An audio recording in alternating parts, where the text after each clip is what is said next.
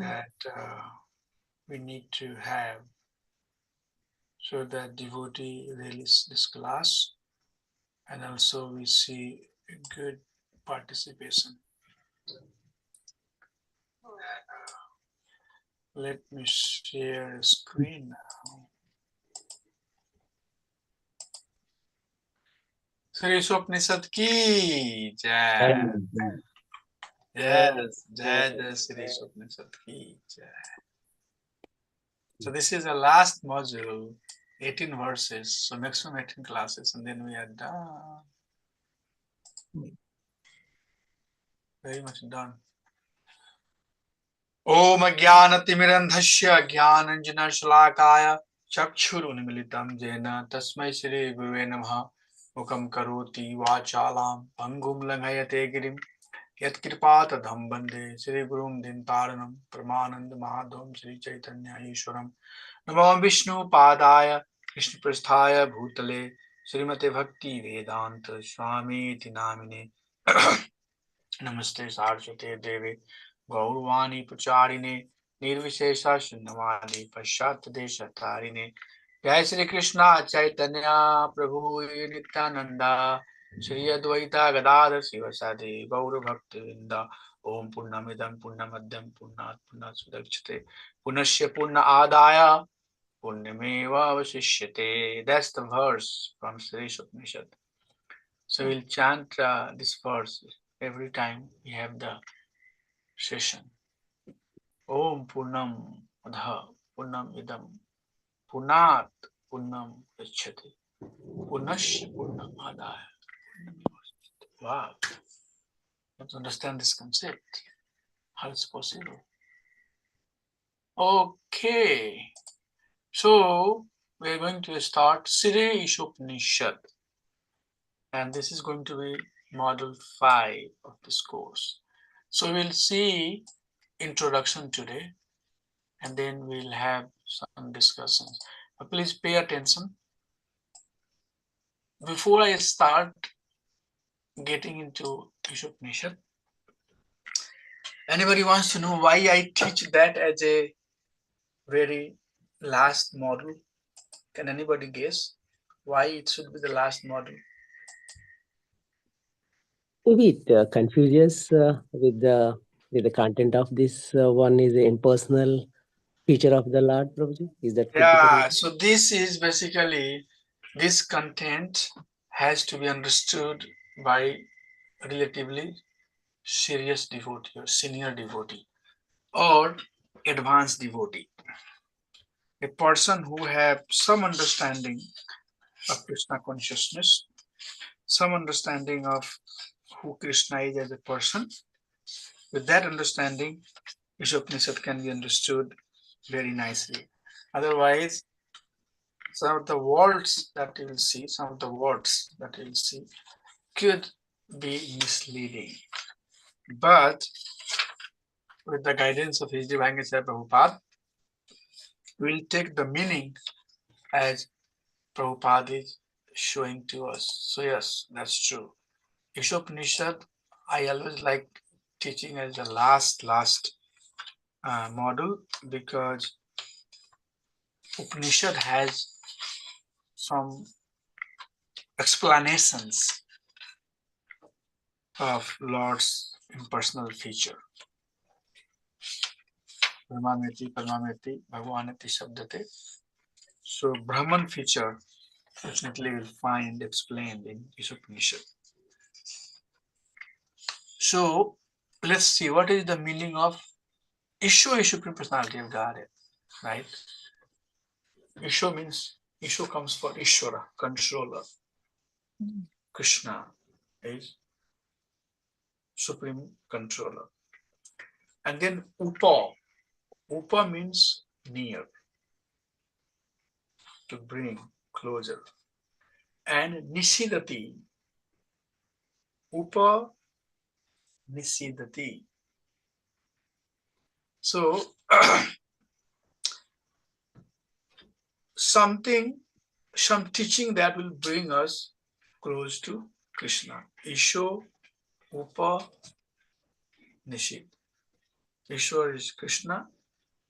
Upa, come closer, closer, and Nishida means something that bring closer.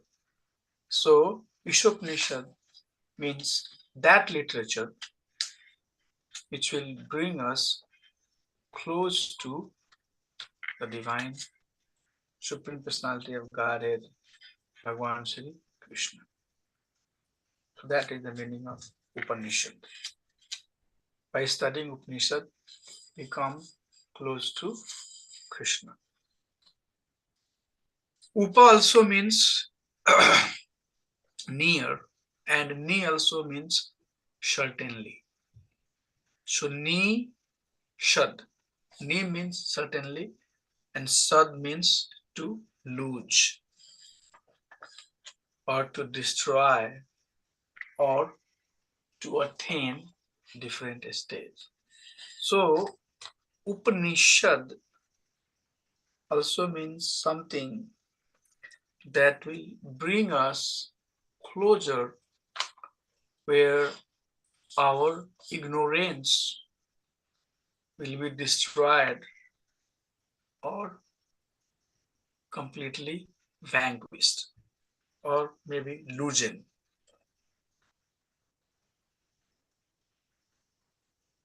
Here, loosen means we just loss. We get rid of some impurity that we have, some bonding that we have. So Upanishad has other multiple meanings, and we'll see what are those meanings. Upanishad is a literature that help us loosen our bondage, that help us destroy our ignorance. And what is our ignorance? Jivara Swarupa Nitya Krishna Das. Who we are, we don't know. So Upanishad help us understand who we are. We are soul. And Upanishad also help us understand, help us achieve the ultimate goal, which is going back to whom? Back to Krishna. That's ultimate goal for the devotee. So Upanishad help us get rid of our bondage. It help us understand our real identity, and it will also help us attain the ultimate goal. So who would not like to read the Upanishad? So there are infinite many, so many Upanishad. Okay, so many Upanishads, incountable number. Okay, and what is the source of Upanishad? The original source of Upanishad is Lord Brahma himself, because Lord Brahma was given this teaching by Krishna. So Krishna is the original source coming through Lord Brahma. That's how we have to see. And over the time, those teachings were retained and repeated by other acharyas. Is it audible? I'm not using my headphone. Can you all hear me? Yes, Prabhuji. Okay. Yes. Okay, good. So, like for example, if you see, Ramayan, then you have Vishwamitra and Vasisht. So they are, retaining some of those teaching, giving those to king and their sons. Same thing if you see in Mahabharata, we have Dronacharya, Kripacharya, Vyasdev. They are, propagating those teaching, giving those teaching. Later over the time, although we don't have names of all the kings and the Rajguru, but Some of these teachings would happen in the assembly of the king. King will invite the Rajguru, the person who is a spiritual master of that kingdom, and then say that please address the citizens, who we are and what is the purpose of our existence, and then that learned person will talk. Okay, so that's how the teaching of Upanishad continued. Right now in the society today, I don't think those things are happening. It's not happening, right? There is no concept of guru. Even if there is guru, we don't have respect for the guru.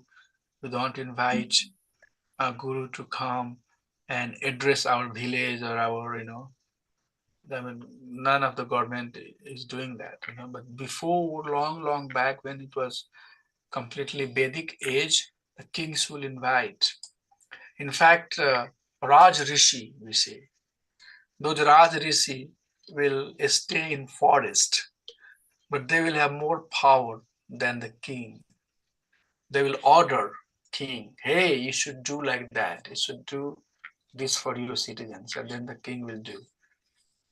So that's how the teaching of Upanishad were retained. And out of innumerable Upanishads, there are 108 Upanishads that are known as principal Upanishad, principal 108 Upanishad, and that is mentioned in Muktiko Upanishad. There are 108. So I also thought that there are only 100 Upanishads, but that's not true. Upanishad 108. Yes, 108 are principal Upanishad, but in fact, there are innumerable number of Upanishad, because many teachings that is presented in any society, over the time it has diluted for sure, but originally it is coming through Upanishad. Somebody like Raj Rishi, a learned person, comes and give that teaching.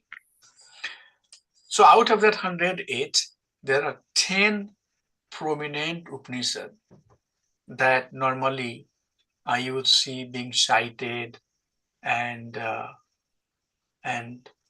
so the teaching of that Upanishads are prominent today, even today in the society.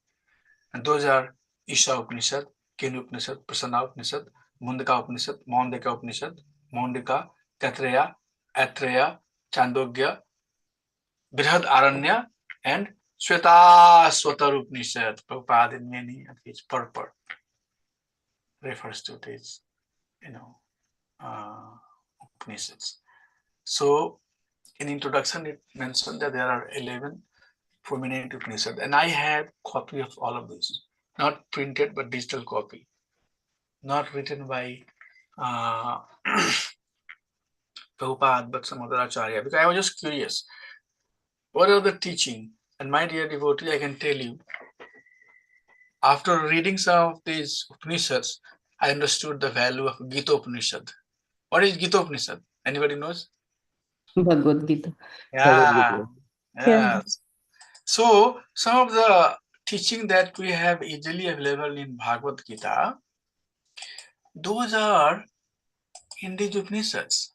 And you read all of these Upanishads, and then you find out that I think more or less I knew this. That's what was happening with me. I would read everything, and then I would say that, but more or less this philosophy, we have heard. And that's all in Bhagavad Gita. That's why we say that Bhagavad Gita is a sense of Upanishads presented in the form of song, Gita, Git, song. So this is Gita Upanishad, means Upanishad that's presented in the form of song, which is capturing all the essential teaching that is presented in other Upanishads. So I need to emphasize that very clearly, that if you have studied Bhagavad Gita very systematically, if you have understood the teaching of Bhagavad Gita, then more or less you have understood the essence of the Upanishad. Yes, there are stories, there are examples, those pastimes and stories and tellings are uh, given in a different context. I do not disagree with that, but more or less essential teachings are presented in Bhagavad Gita. Okay, so what are the components of Upanishad? Ishwar, Jiv, Prakriti, Kal, and Karm. Can somebody tell me what does it? Have you heard this thing somewhere? What is that 5 element? Yes, Prabhuji. Where is that?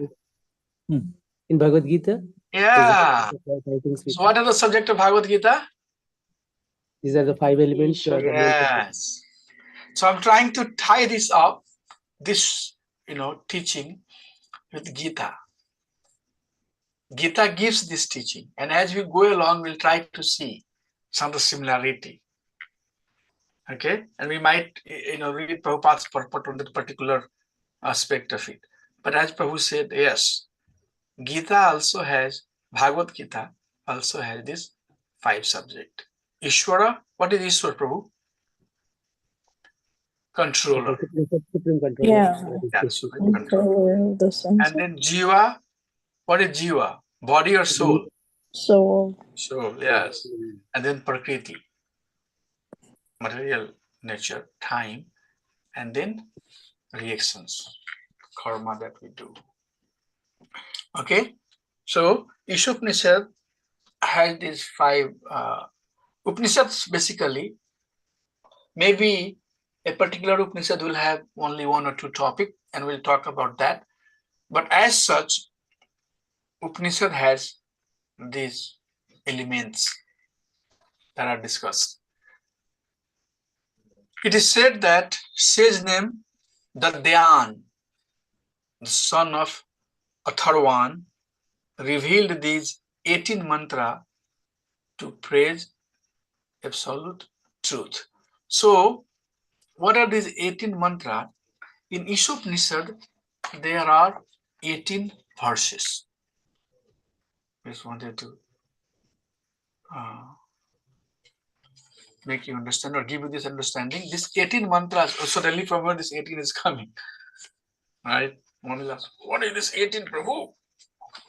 So, please see this line very carefully. It says that the sage named Dadyan, who is son of Atharvan, gave these 18 verses to, or spoke these, or revealed, the word is used, revealed these 18 verses to praise who?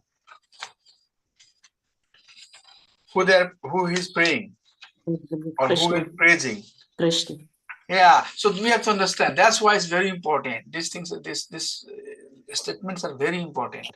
We have to know that sometimes if we are talking about Brahman feature of Supreme Personality of Godhead, then we should know that we are zooming in on Brahman feature, but that person also has Paramatma feature, and that person also has Bhagwan feature.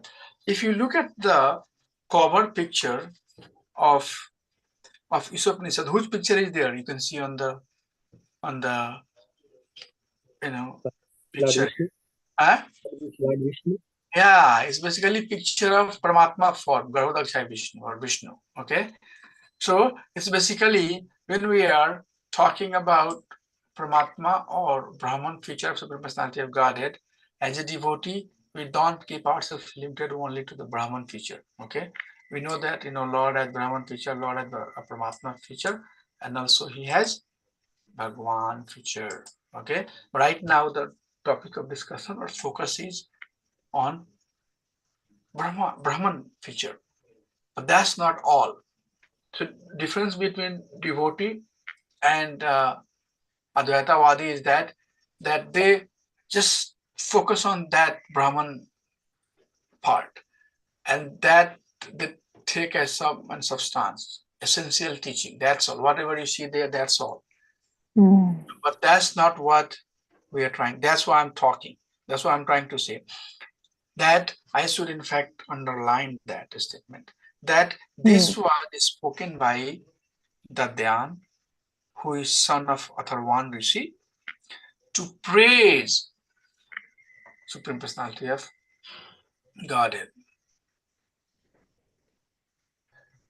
By the mantra of Isopanisad also, Shambhu Manu praised Lord Yagya, who was son of Manu's daughter Akuti and Ruchi. So also in third canto, this lineage, these different sons and daughters of Manus are mentioned. So it says that Shambhu Manu, one of the Manu, he used these prayers also to praise Lord Yagya, which is form of Vishnu, Krishna. So these prayers were used by great personalities to praise absolute truth. So now you can see that what is the utility of these prayers. So these are the utility. What is Veda? Can somebody read from here slowly? Vedas, the Vedas' origin, characteristic, and purpose. Veda, sound incarnation of the Supreme Lord. Veda comes from the verbal root with, which means to know or to be aware. Thus, Veda means knowledge presented in the form of sound or Sanskrit verses sung in meter. Okay, so sound incarnation of the Supreme Lord, Veda, comes from the verbal root with. From the word with means to know or to be aware. So Veda is basically, Veda means knowledge. Okay, that's how we have to remember. Veda means knowledge. And what is Veda? It's Aparusha. So Parusha and Aparusha. Parusha are the things that is created by human being. Cooking. You can take rice. You can take different sabji and make it khichdi. It's just it's cooked human being. But Veda is all Parusha. It's not coming from any living being. It's originally coming from the Supreme Lord Himself. So that's very important thing. Isopanishad or Upanishads, as we talked in the very beginning, the source is Supreme Lord Himself. And then it's passing on as oral receptions. One here, Guru hears from their Guru, and Guru tells to his disciples, like that. So Shruti is coming through, or Upanishad is coming through oral reception, and that's called Shruti. So Shruti, Asmriti, Pranadi, Panchrat, Vidindihi. Anyways, so Shruti and Asmriti. Shruti is coming through oral reception. Asmriti is one that's written. So Shruti, the Vedas are learned from authoritative sources through oral reception. So they are called Shruti scripture. So Isopanishad is Shruti. Okay, Madaji, continue from the truth. Truth. The Vedas are the axiomatic truths to be accepted as they are without interpretations. Example, although stool is generally considered unclean, the Vedas said that the cow dung is pure. Therefore, it must be accepted as it is. Right. So this is another, very important concept. There are some axioms, truth. Like they say that sum of the angle of a triangle is 180. Or if you have a line, if you draw a line, then it makes 180-degree angle, from one edge to other, like that. So there are some truth that has to be taken as it is, okay, to understand higher truth. You have to have some foundation, and then on that foundation, you build building and other, foundations. The difference between atheistic and theistic understanding, and that we'll understand a little later. The atheist mindset would not accept these axiomatic truths. Okay, but theistic people will accept it, and then they will build on that truth, and higher truth will be revealed to them. But atheistic people, they would not accept. Why should I accept? How it doesn't make sense to me to understand that human being was created. It's all evolution. It has evolved. All of that concept that they share. So it's very, very important as a sadhaka that we have faith. An example is given that dung or stool normally is considered impure. But on the other hand, you would see that if you have to sanctify a place, at least I have seen in my childhood, they would bring cow dung, especially when there is some festival happening. I'm not sure if others can witness or if you have seen, but I have seen in South also. I was in Chennai for so many years. I would see that the whole house and front and back, they will basically wipe clean with cow dung. It will make pure. Now one may ask, oh, it's pure. That truth we have to accept. Okay? And we'll a little bit build on that later when we talk about atheistic and theistic concept. Okay, Mataji, please. Parampara. Vedic knowledge was first imparted by the Supreme Lord to Brahma in the beginning of the creation. Brahma gave it to Narada and others who later distributed it to their disciples. Thus, it's coming down through disciplic succession. Yeah, so this teaching is coming to us through disciplic success. Yes, Mataji. One Veda. Originally, there was only one Veda, and people were intelligent to understand and remember it simply by hearing its Shruti from the Guru. Four Vedas. More than 5,000 years ago, Vyasadeva divided the one Vedas into four, Rig, Sama, Atharva, and Yajur, and put them down in writing for the benefit of the people of Kali Yuga, who were to be short-lived, unintelligent, and poor in memory. Then he entrusted the four Vedas to his disciples. Can you continue, Prabhuji? Yeah. Okay. The table column or just the Everything. okay. Professional. Professors of different Vedas and topics. Rig Veda, Pailarish. Paila Rishi, laws of universe. Samaveda, Jaimini, devotion to Lord. Yajur Veda, Vaishampayana, process of worship. Atharva Veda, Angira, science, music, defense, medicine. Puranas, Roma Harshana, fifth Veda. Vyasadeva summarized the Vedic knowledge in the Vedanta Sutras. He also compiled the Puranas and the Mahabharata for less intelligent people. Goal of Vedic study. By studying the Vedanta, one is to understand Krishna as the Supreme Person. Krishna is the highest authority and the supreme personality of Godhead. This is accepted by scriptures like Brahma Smriti and by Vaishnavas like Ramanuja, Madhava, and Vishnu Swami, etc. Thank you, Mataji. So there was only one Veda, right? This is mentioned in first canto of Bhagavatam, third, fourth chapter, or even some part of first chapter. When sages are talking, sage of Naimisharanya, headed by Sutta Goswami, is talking.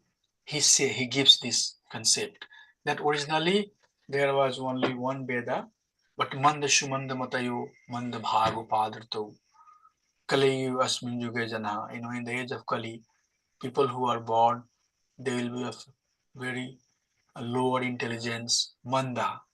They will be very shumanda, very lazy, and upadratau, always disturbed. And I think so. That's true. All of these things are true up to you know most of our understanding. And the way we see, people are very disturbed and not very intelligent, especially not intelligent towards studying and reading the scriptures.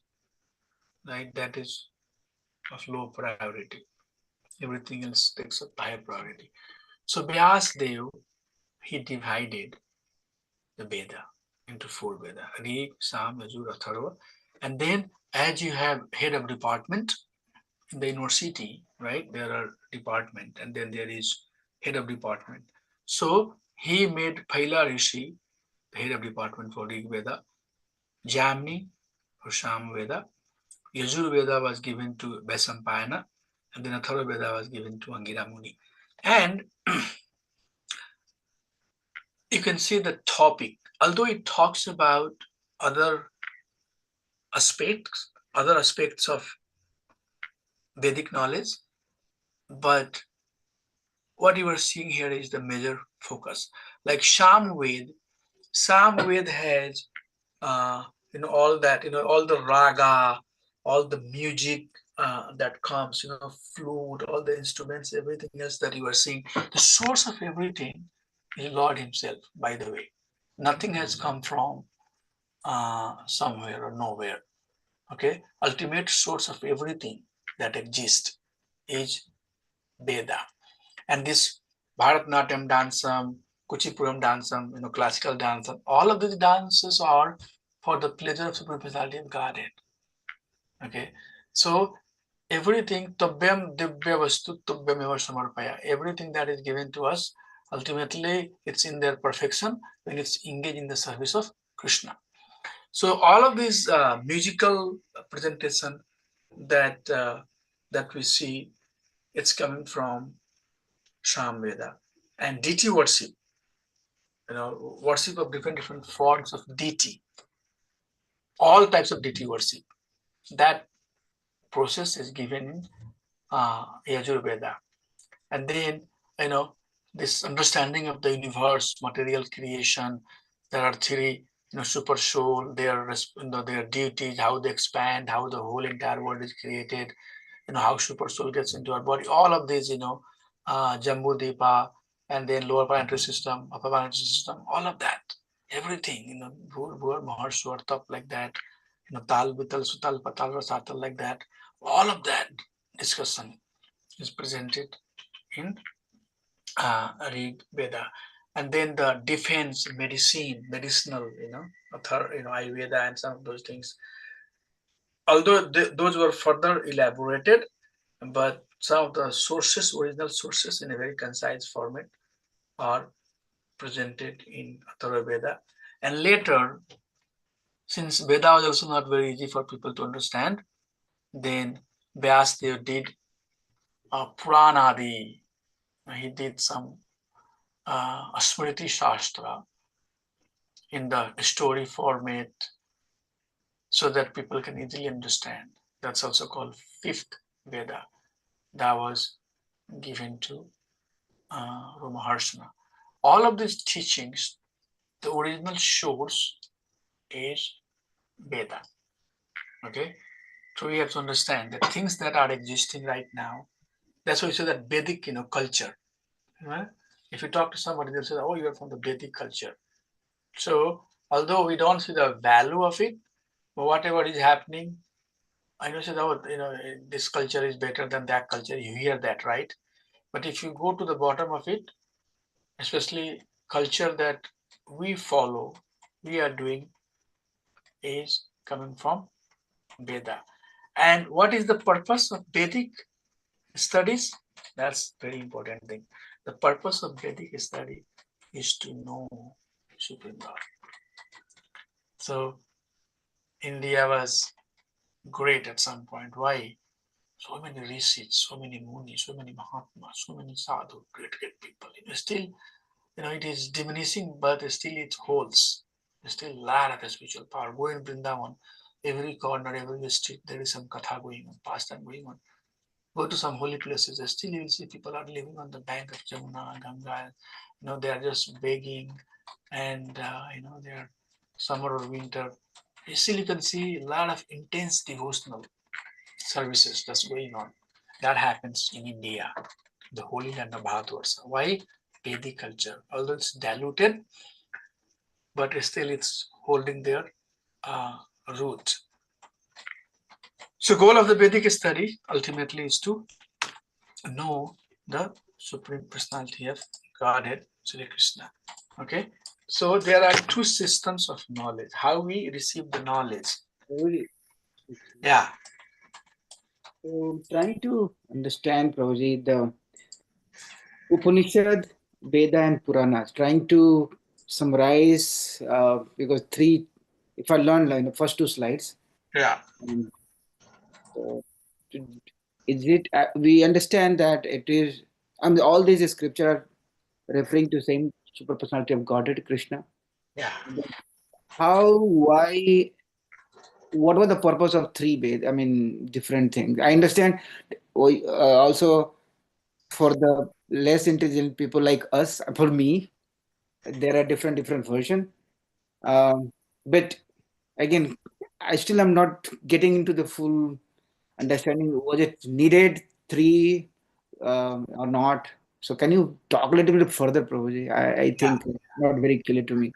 Okay. Yeah. So originally, Prabhu, all the Vedic teaching is Aparusya.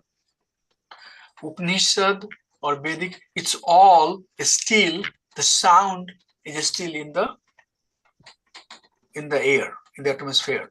Right. Okay, it's like it's still there. So Veda, we don't have frequency to capture it. The Vedic teaching, when Lord Krishna spoke that to Lord Brahma, that teaching is still present. Okay, so teachings are there, but what happened over the time, and that's why I was saying that Raj Rishi is a great saintly personality. They learned that teaching. After learning, they gave it to their disciples. Okay, so there was time where people were very spiritual. Only occupation was that they were thinking about soul, and they were trying to take that soul to super soul.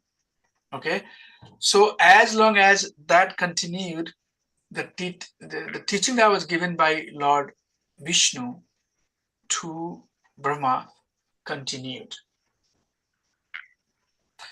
The strength, the concentration of that teaching retained, and it continued generations to generations to generations to generations. So many generations it continued. But over the time, especially in the age of Kali, the great saintly personality, they saw that spiritual enlightenment is taking lower priority over material needs. People are occupying their brain, their intelligence in their material prosperity. Then they captured those teaching in the written format. Okay, and when they captured those teaching, So university is the place, any university that you have, it's the place of learning. Okay. And then university has college of engineering, which is very much focusing on engineering subject. So that department is material science, mechanical, civil, chemical, electrical, electronics, and communication. All of the department is there in the engineering department. Then you have College of Agriculture and Human Nutrition, where they have animal science, food science, biological systems, agriculture science, all of that is there. It's basically uh, one department. And then you have business, School of Business, where you have all the business, finance, and managerial skills and all of that teaching happening. So depending on the content or subject that has to be addressed, there are different departments. So but ultimately it's all university, Washington State University or St. Louis University or whatever, Minneapolis State University. It's one university, but it has different department to focus particular type of teaching. And then the students, when they are trying to enroll, they enroll to engineering department. If you want to be engineer, you know that you have to go to engineering department, and then from there you can learn the science of engineering. If you want to be in the business college, you go to business school, and there all the professor, all the teachers, students, everybody else, system is like that. Any class that you take, it helps you understand the business aspect of it. So it's just to, number one, retain the teaching that was coming, and number two, to accelerate, create the teaching environment. Vyasdev knew that this has to happen, and over the time, in fact, our today's university more or less follows the same protocol. Okay, so this was needed so that people, number one, can learn quickly, and also the knowledge is retained. So in the format of Veda, now those teachings are retained. When Veda was compiled, Veda is not written. We don't say Veda is written. Veda is compiled. Means the knowledge was existing, it was just presented. Okay, so when it was compiled, some Upanishad teaching also, although Upanishad is mostly not compiled even today, very little of those are compiled, but some of that essential Upanishad teaching was also put into Vedic teaching by Vyasdev, so that instead of going through the oral reception, people can read. And I don't have to make sure that before I leave this body, although we should do, all the knowledge and learning that I have, I need to give it to next generations, right? Even if I don't do it, Prabhupada's books are there, Bhagavatam is there, other literatures are there, people can go and read and understand. Prabhu, is it good enough or should I keep on talking? This is good enough, Prabhuji. But so Veda was originally in the form of sound given from Yes. given to Brahma and Brahma to Other Narada. Yes, great Narad and his sons Then, and other Acharya, disciple succession, right? then that verbal sound, a verbal teaching was put into the written form, and these are the Yes. four different, and these are the four like Rig Veda, Vedas. Sam Veda, the other Veda, and the third Veda. These are the written form of the Vedas. Yes. And the Purana, what is the fifth? This is the fifth Veda. This is a Smriti. So this Purana is basically, so Rig Ved, Sam Ved, Ajur Ved, Atharva Ved, these Veda, although they are compiled, but the Sanskrit, sentences, it's mostly compiled in the form of verses. The verse that has different meter. But we cannot understand, even it's compiled, but you have to be very literate in Sanskrit to understand. So the same teaching was written in a story format. Like for example, Mahabharata, Yada Adai Dharmasya Glani Bhavati Bharata, Abhidanam Dharmasya. That's what Krishna is saying. So for that teaching, this fighting is happening, and ultimately Krishna proven to be the victorious. Same thing, Puranas like Ramayana. So these are the Puranas that was written in the story format. It's a Smriti Shastra, It's called Panch Veda so that people can get this teaching. So there are, again, hope it help you understand. There is a different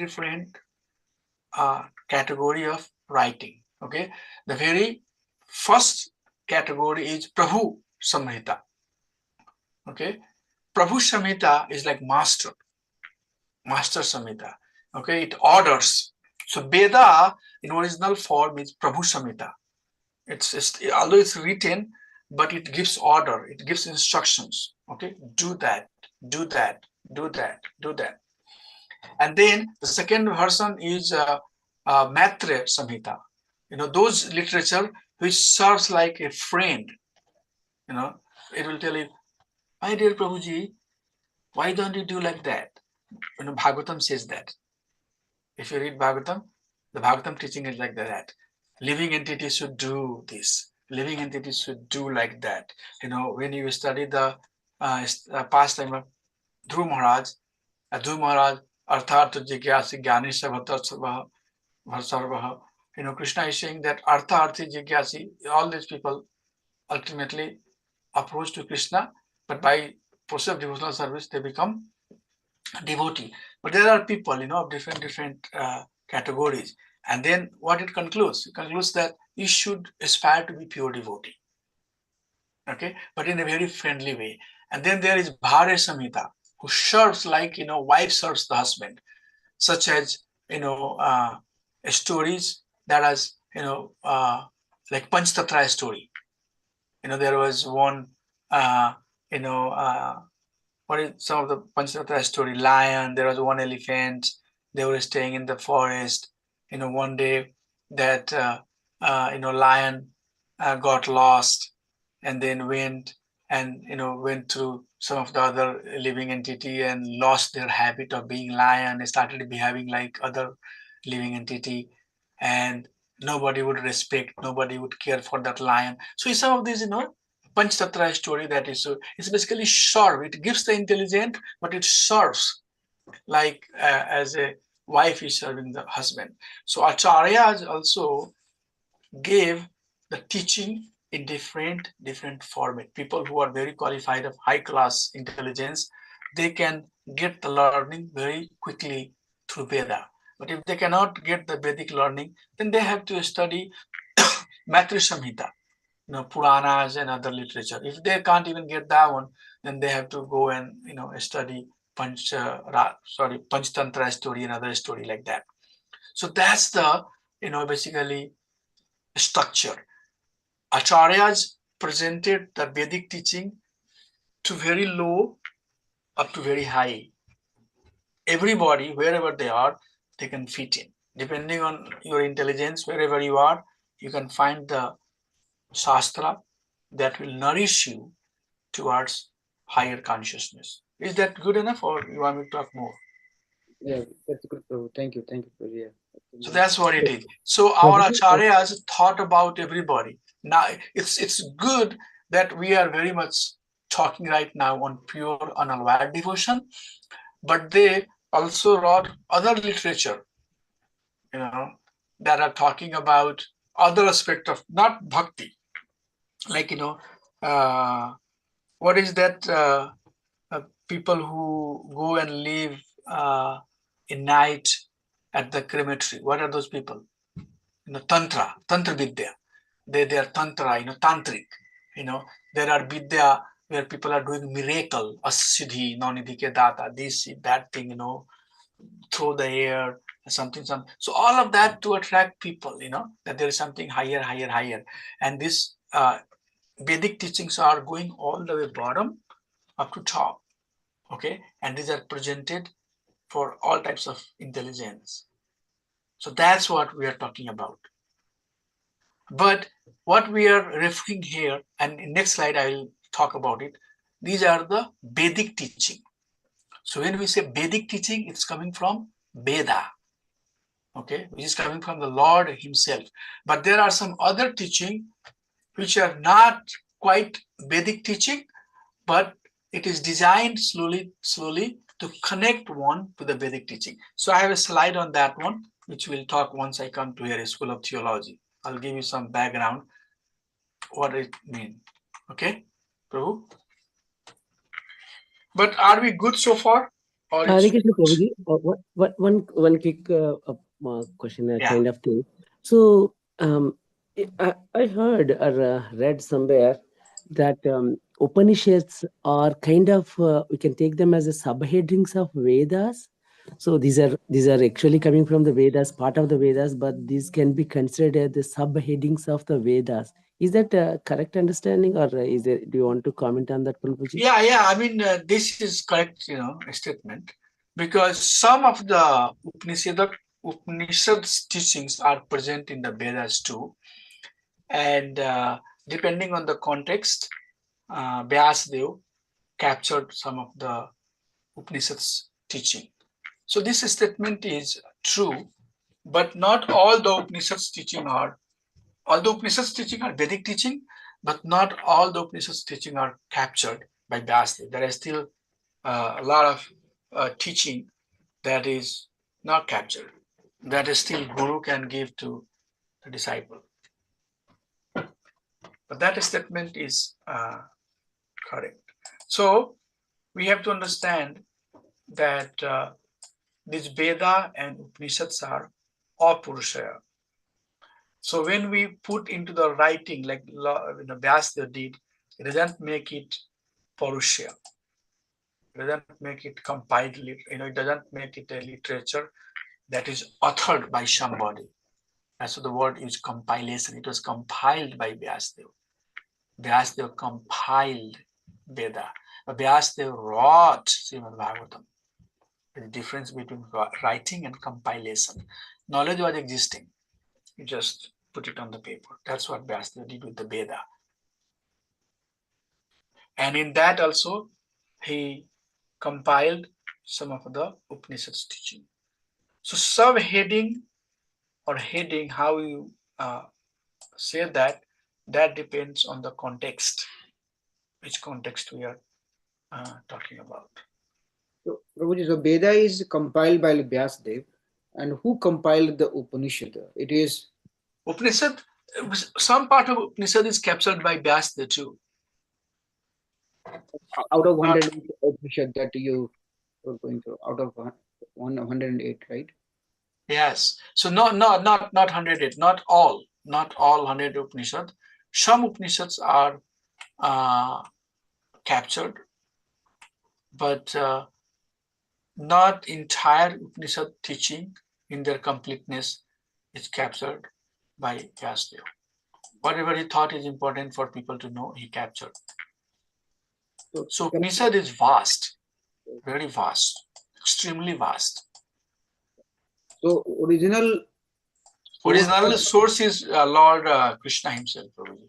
Right, and from that came as a form of Upanishad. From there, Veda, and from Veda again Purana. Is that how I interpret if I give the hierarchies? Yeah, Veda and Upanishad, it's not like that Veda came from Upanishad. No. Upanishad is basically learnings that are presented in a story format, that are set of prayers. It's not a continuous, vast set of knowledge. It's discrete. If you have this problem, you should do like that. That's all. If you have something like that, you should do like that. But Vedas are continuous, vast learning. Like Srimad Bhagavatam, we study there are 12 cantos. One canto, second sarga, visarga, like that it goes. So Vedas are like that. But Upanishad is teachings which are a smaller version, discrete, practical, applicable teaching that are in the format of Upanishad. Okay, Prabhu? Sure. But good ask questions that you are asking. Anybody, anything else that they would like to ask? Hare Krishna Prabhu. Yeah, I can hear you. A little louder, yeah. Hare Krishna Prabhu. Yeah. Prabhu, so is the Upanishads extensions of Vedas, Prabhu? I heard that one too. So Upanishad is extension of Veda. Yeah, you can say that Upanishad is part of the Veda, extension of Veda. I mean, how you say it, but yes, sometimes we use some of these terms to make people understand easily, but you can say that yes. okay. Sure, Prabhu. Thank you for this discussion, Prabhu. These are all little Upanishads, Puranas. Those things are little. Yeah, and I have a slide. I think I should stop here and show you that slide so that you can have some more understanding. And Prabhuji, one more last maybe. Purana Yeah, is please. one of the Veda. Purana is One of the fifth Veda, right? yeah. Purana is categorized. So there are originally 4 Veda, right? But Yeah. Purana is considered 5th Veda. So Puranas are teaching that was authored. That was like we said that Balmukhi Muni wrote Ramayana. Okay, so he literally wrote the pastime of Lord Ramchandraji, or Goswami Tulsidas wrote Ramcharitmanas. So the story is there, but somebody literally write it. The mood, the taste, the flavor that you see, it's all coming on the capability and quality of the author. So yes, it's called Panchveda.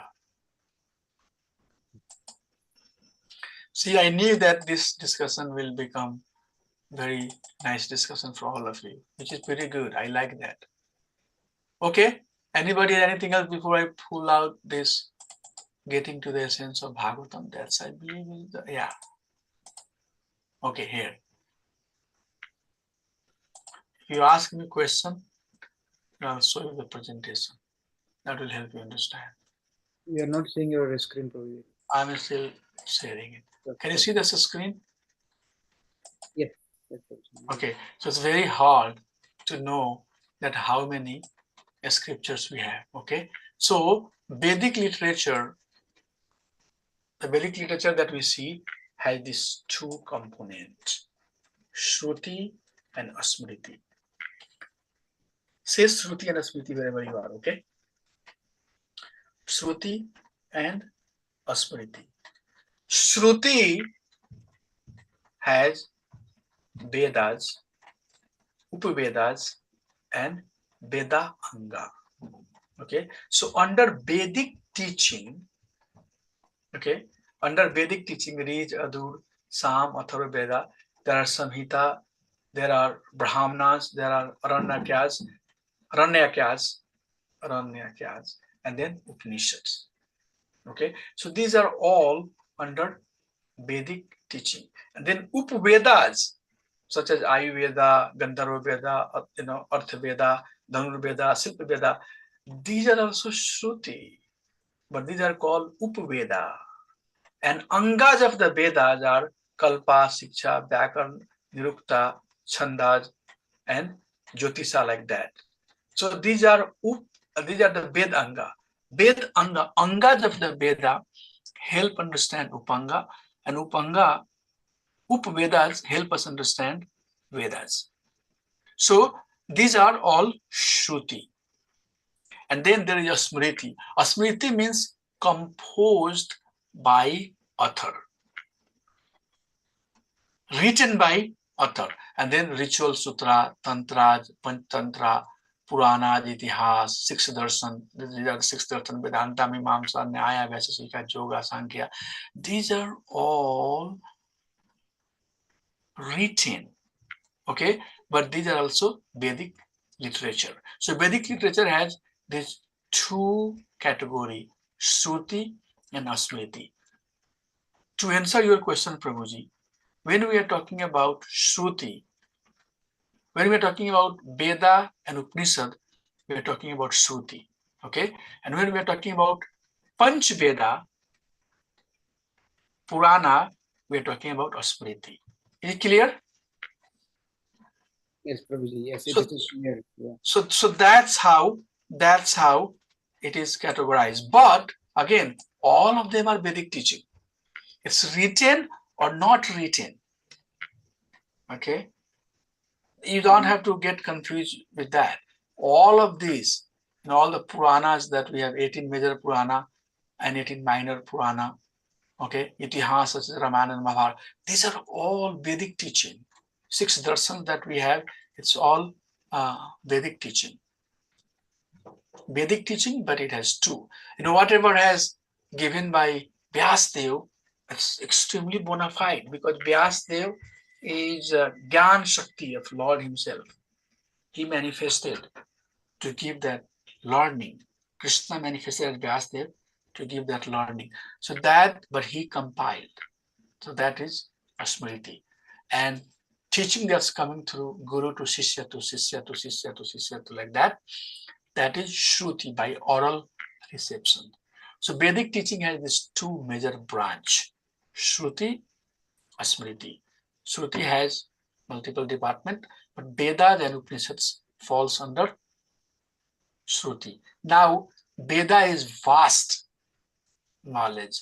Upanishad is, like for example, there are 108 Upanishads. All of these Upanishads focus on particular aspects.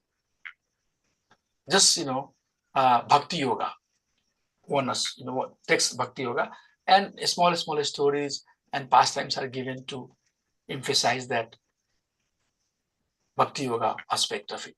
So that's how it is. Upanishads are a little bit discreet.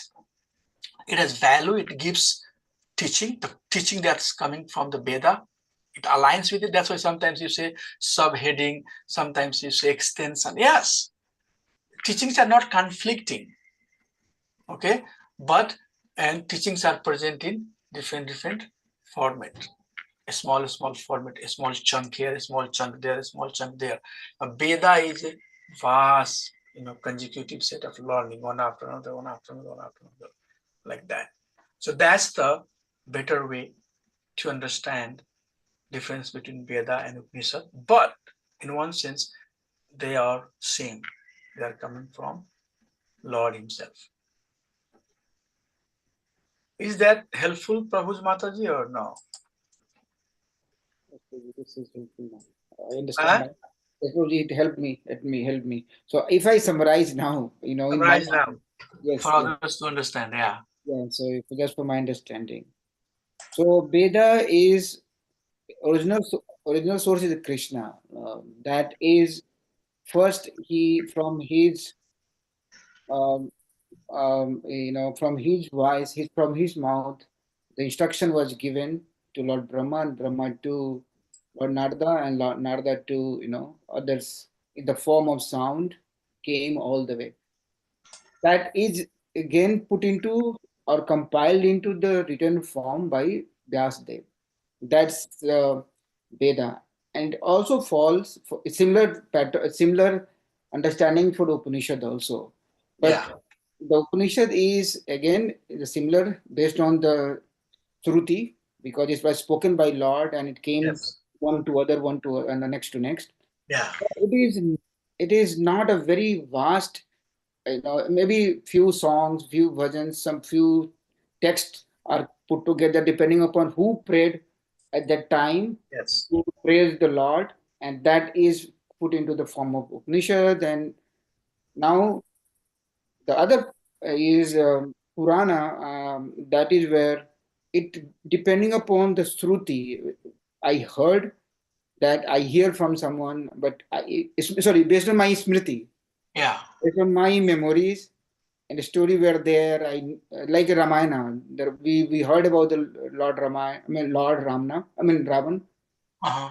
Sorry, Ram. And Yeah. then yeah, then it was put into the form of the scripture called Ramayana, and it is Puran.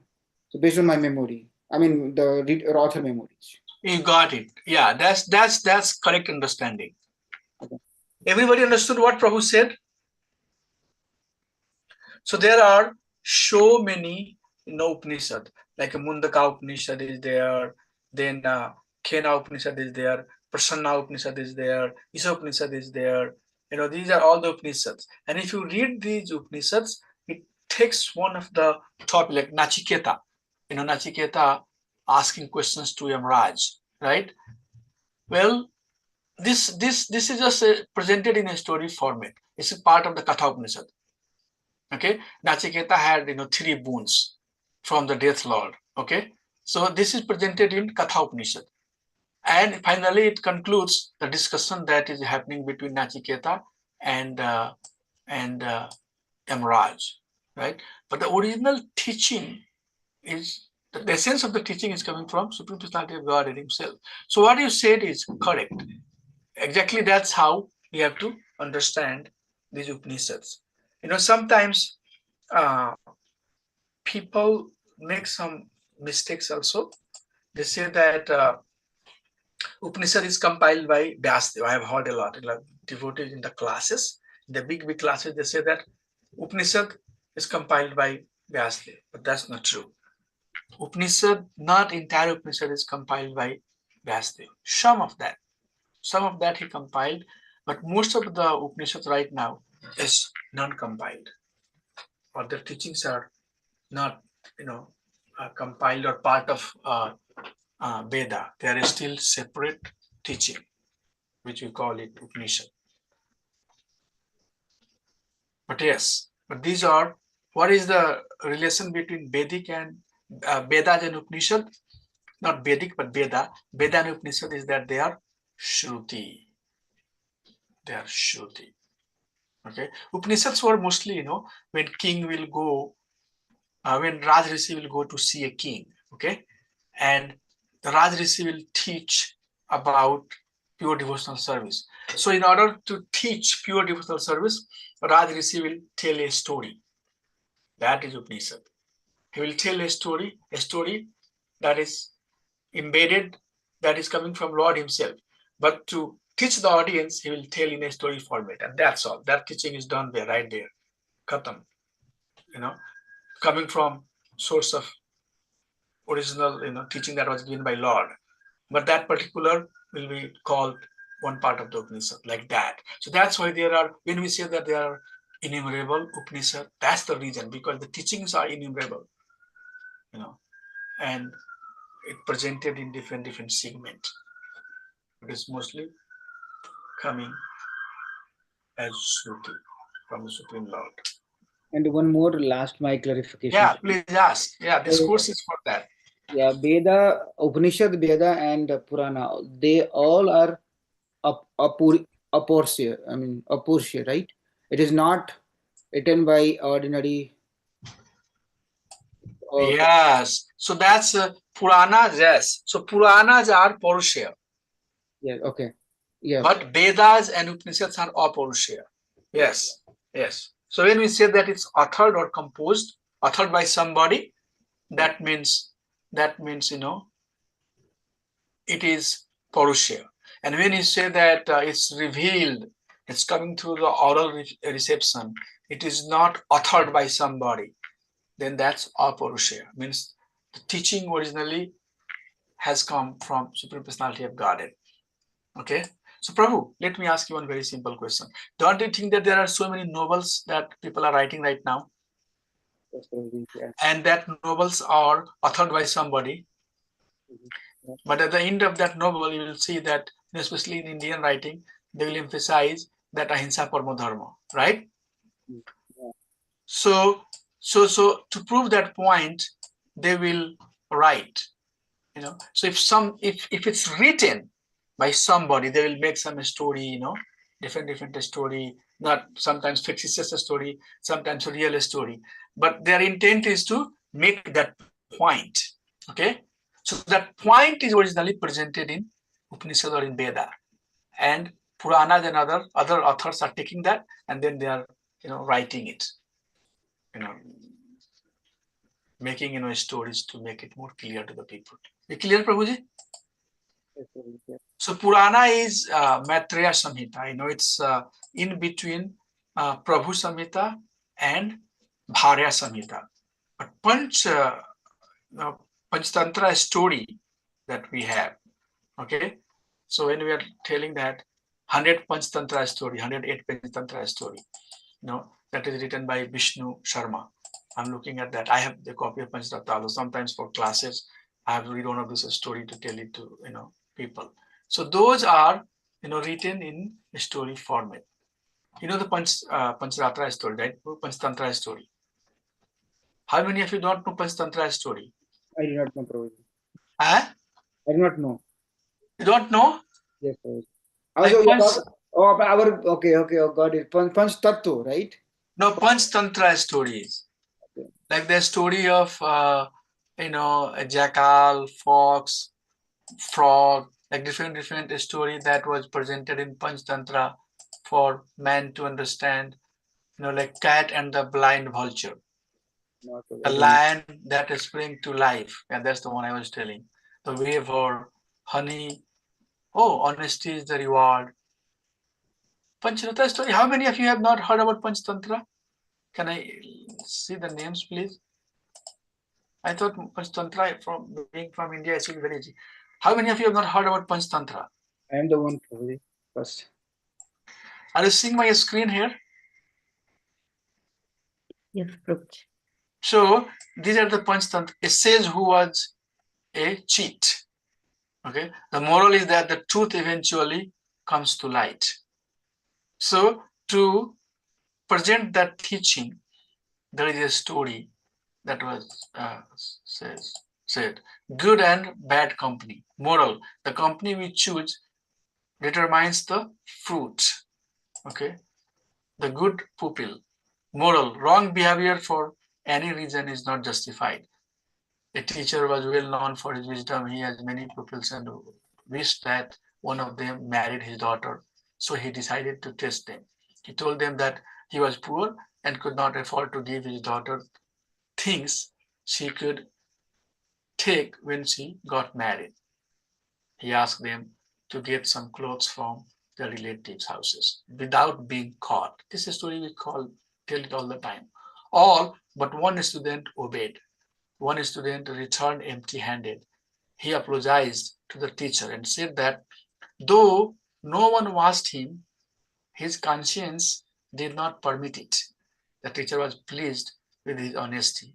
He told his students that he had tested them. He told them to return the things. The teacher married his daughter to the good student. Okay, so you know this story. This story is that normally. Let me tell you.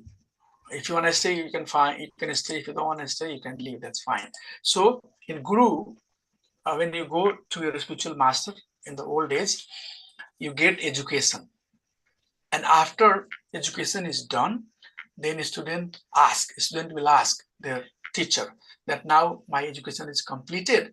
What can I give you as a Guru Dakshina, as a donation for your teaching? This is one of the ritual that disciples has to do after completion of education.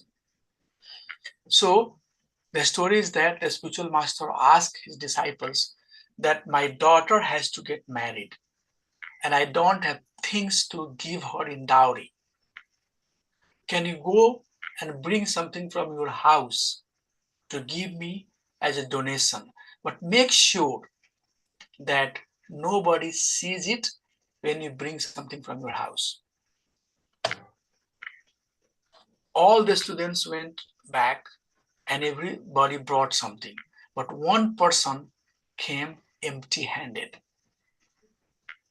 Everybody delivered their gift item to their guru, thinking that a spiritual master will be very happy. But one person who came empty, he asked, "Why didn't you find a place where nobody could, see you? There are so many places where you can go and get a stuff. Nobody will see you. Light, there is no light. There is nobody around. You just take something." He said that I didn't find any place where there is nobody, there is nothing. He said, if I go into the darkness, I see darkness. If I go into the light, I see light. Even if I don't see darkness and light, I see that super soul is inside my heart and he's witnessing. Right? Bhakta, Bhurta, Upadencha, Anumanta, in the Bhagavad Gita, Krishna says that he said that I didn't find any place. That's the real teaching. There is no place where you do not find anybody. There is no place which is empty. If there is nobody, super soul is there. So he said, I didn't find anybody where nobody was witnessing me. That spiritual master, Guru, became very happy. And he said, yes, you really got the teaching that I had departed over years. And you are qualified to get married with my daughter. So he married his daughter to that disciple. He said, this is, will please me if you take this as a donations. So this is a teaching in a story format presented in Panch Tantra. And the moral is that wrong behavior for any reason is not justified. So even if you have to please your Guru Maharaj, you cannot do wrong thing. It has to be right thing. There is no place where nobody is seeing you. Does it make sense, the story? Interesting, yeah, good one. So things like that, okay? Things like that is presented in, very, easy format. Like competition between tortoise and rabbit, right? That's Panchtantra story. Slow walking versus fast moving. Who will win? Proud. If you are proud that I have this, that proud will kill you. So the moral of the story is that don't be proud of things that you possess, because that could be cause of your destruction. So like that, there are many stories presented. And these teachings are originally coming from the higher teaching, but it's diluted so that people can take it easily. Okay.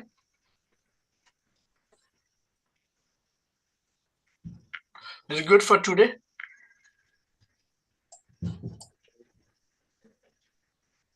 Okay. So we can adjourn here. Can we adjourn here? Yes, Prabhuji.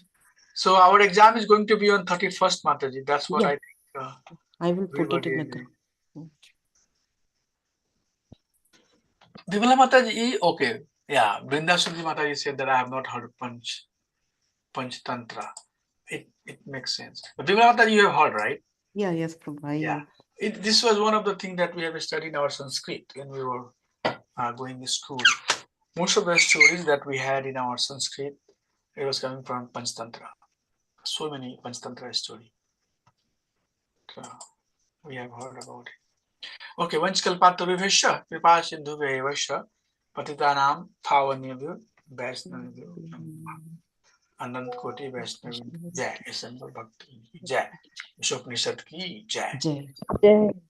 Thank you, Hare Krishna. Please keep on coming, okay?